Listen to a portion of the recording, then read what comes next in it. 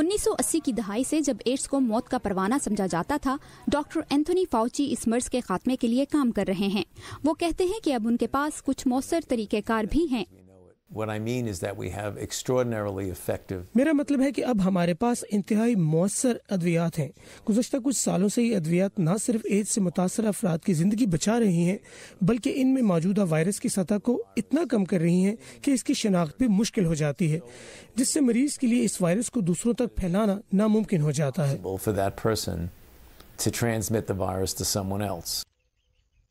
इन अद्वियात से इलाज भी आसान हो गया है और ये बहुत से तरक्की पजीर मुल्कों में भी दस्तयाब है।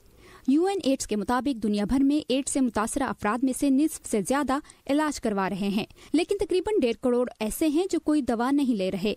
उनमें से कई तो ये जानते भी नहीं कि उनके अंदर ये जरसूमा मौजूद है और वो इसे दूसरों तक मुंतकिल कर सकते हैं।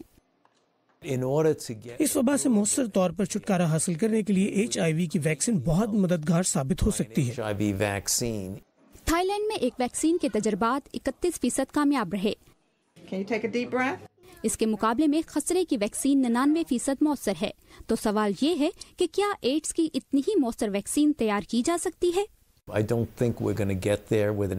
मेरा नहीं ख्याल कि हम HIV की इस तरह की वैक्सीन बना सकते हैं, लेकिन ऐसी वैक्सीन जो 50, 55 या 60% तक भी मौसर हो, इसके साथ दूसरे जदीद तरीका इलाज मिलाकर इस वबा में कमी लाई जा सकती है और एक तरह से इसका खात्मा हो सकता है। एक दूसरी वैक्सीन का ट्रायल जनूबी अफ्रीका में किया जा रहा है। इसके नताइज जल्द सामने नहीं आ सकते और ये बताना भी नामुमकिन है कि ये एड्स की रोकथाम के लिए काफी होगी या नहीं। तब तक ये जरूरी है कि लोग एड्स के टेस्ट करवाएं और इन्हें तिब्बी सहूलतों तक रसाई हो।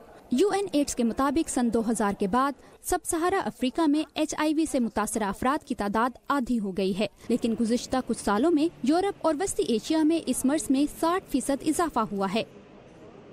फाउची और UN एड्स का कहना है कि इस वबा के खात्मे का दारोमदार आलमी बरादरी पर है और इस पर भी कि वो कितना पैसा और वक्त देने को तैयार हैं। कैरल पियर्सन के साथ वर्दा खलील, उर्दू VOA।